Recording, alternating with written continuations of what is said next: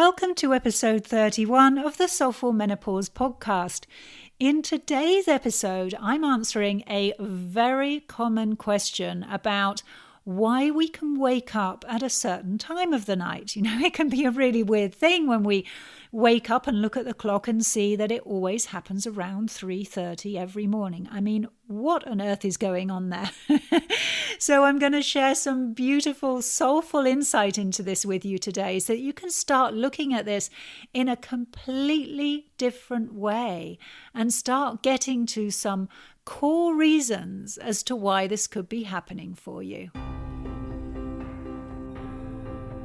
Welcome to the Soulful Menopause podcast. Discover how to transform the chaos of menopause into vibrant health and a soulful life you'll love. I'm Sally Love, natural nutritionist and soul wisdom coach. I want you to experience a soulful menopause that'll guide you into the best years of your life.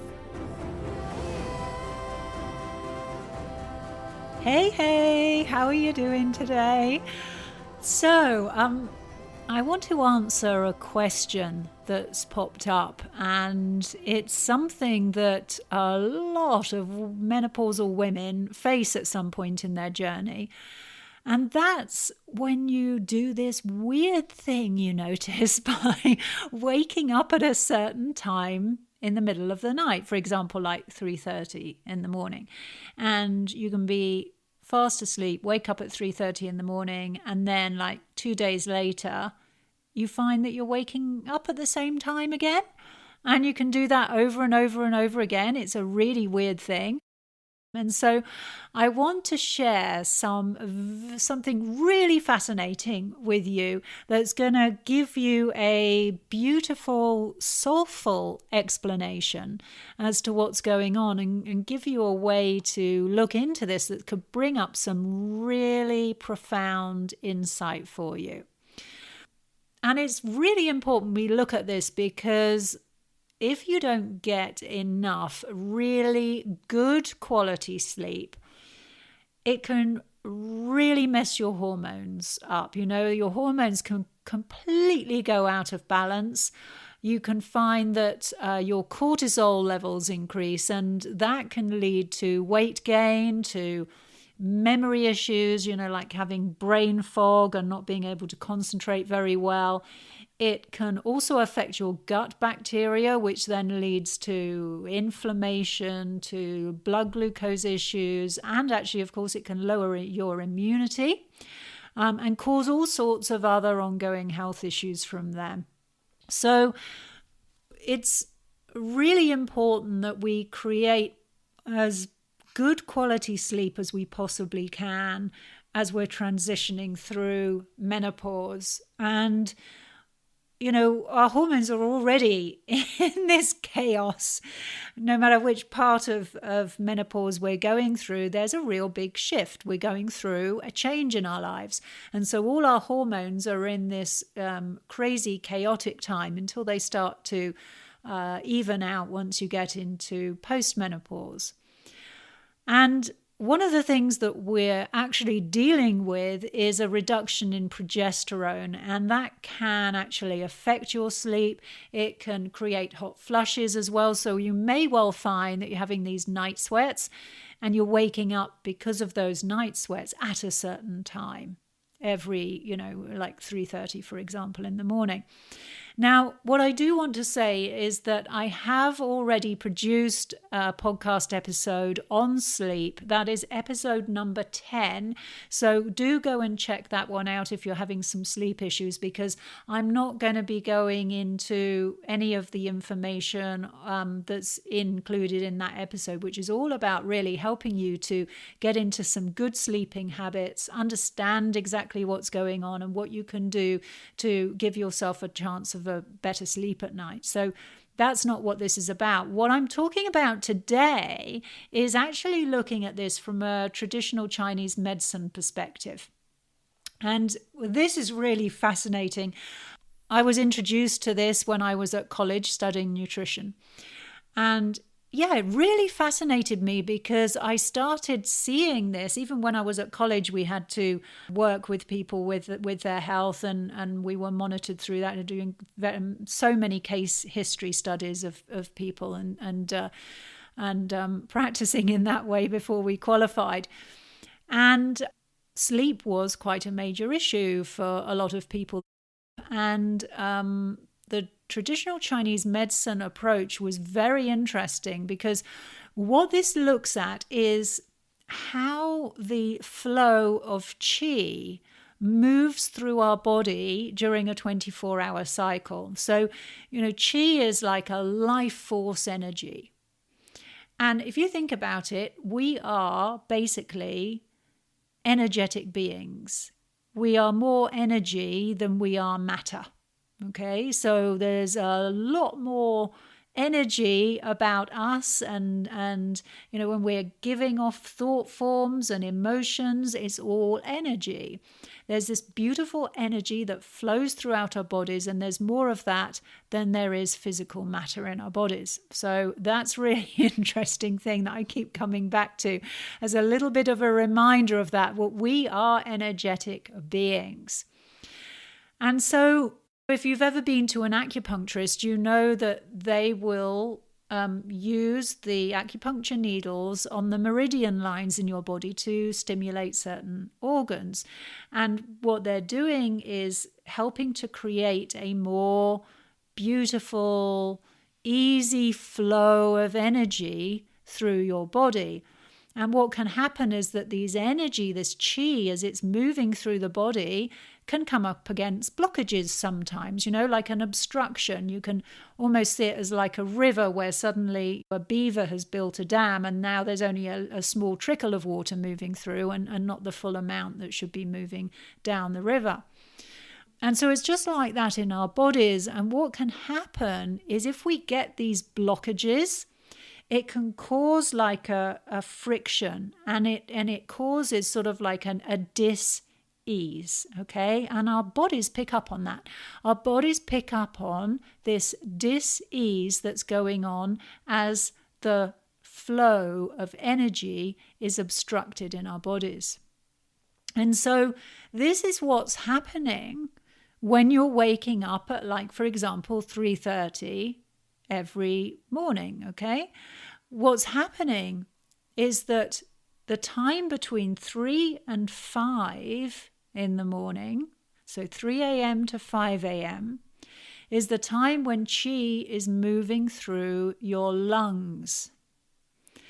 And the lungs with traditional Chinese medicine connect with depression, grief, sadness, emptiness, seeking perfection.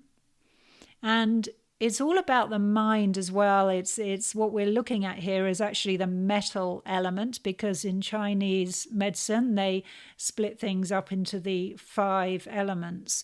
And so this relates to the metal element. So it's also the mind, and it's the father energy as well. So one thing you can do if you find yourself waking up between 3 and 5 every morning is to ask yourself some questions and journal on this. I would highly recommend you journal on this. I'm going to give you some questions that can start you off, but just allow this to take you down your own path with what intuitively starts coming up for you. So some questions you can ask yourself is, where am I feeling empty? What am I feeling depressed about? Where am I holding on to sadness, or where am I holding on to grief? Where do I feel that I don't have the space to breathe? Remember, this is the lungs. So where don't I have the space to be able to feel like I can breathe? Is there some sort of sense of restriction going on in your life? And what you can also do is write up anything that may be coming up with regard to your father, or even people who have been sort of like father images for you, or what it means, what this father energy means to you. Okay? And another thing that you can do, because this does also relate to the mind, look at the busy brain of yours. So, what can't you let go of in your head as well? So that might be well worth just looking into that too. Are you filling your head with just so much stuff that you just can't seem to give yourself any space? Or are you trying to mentally work things out when in fact you should be taking some of that energy down to the heart, some of that energy to your intuition? And so there are other times as well. If you're waking up between 11 at night and 1 o'clock in the morning, that's the gallbladder. And the gallbladder relates to, is basically your decision maker. So if you're having any issues with making decisions, that could be coming up for you if you're waking up between 11 and 1 o'clock in the morning. And then from 1 to 3, it's your liver. And that's the planner. So your liver is the one that plans everything in your life. So if you're having any issues with over planning or not planning enough, then that might be something to look into if you're waking up between 1 and 3 every morning. Other emotions connected with this are anger.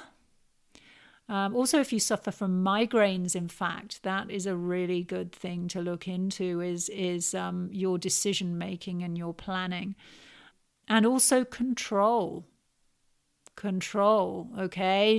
Are you finding it difficult to sort of look at, because you want to plan everything? That's the liver of you want to plan everything. You want the gallbladder to come in and make decisions on those plans.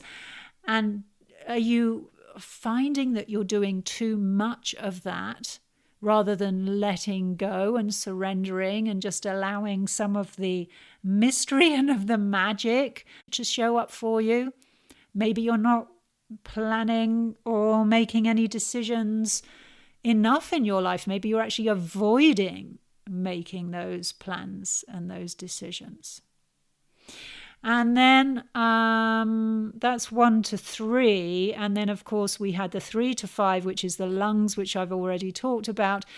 And then from 5 until 7 in the morning, that's the colon. And you're normally sort of probably starting to wake up around 6 or 7 maybe, but certainly not if you're a shift worker. Perhaps this is the time that you're waking up and you don't want to be awake at this time. It's another metal element again. And this is, if you think about the colon is there to expel what's no longer of use to us. So this one is more about the issues that you may be holding on to, and maybe some issues with letting go. Okay, so that's worth looking into with regard to that if you're waking up between 5 and 7 in the morning. So that's just a little bit of insight into that I thought you may find enlightening.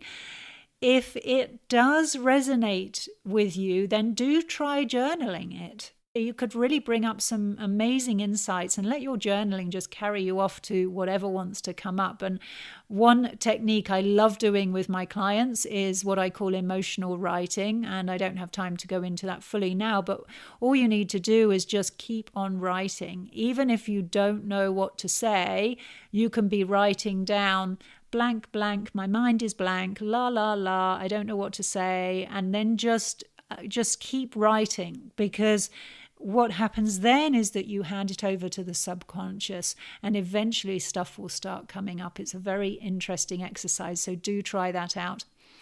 It's a beautiful, soulful way to look at it. So if you want to, like I said, if you want to look at it physically, go to episode 10 on sleep. That will certainly help you as well. And if you have any questions you'd like to ask me, please do either pop them in the comments section if you're listening on iTunes, or you can also send me an email by visiting my website, soulfulmenopause.com, or my email address is info@soulfulmenopause.com. To find out more about how you can live a soulful menopause, please visit soulfulmenopause.com. I'm really looking forward to being with you again soon. Bye for now.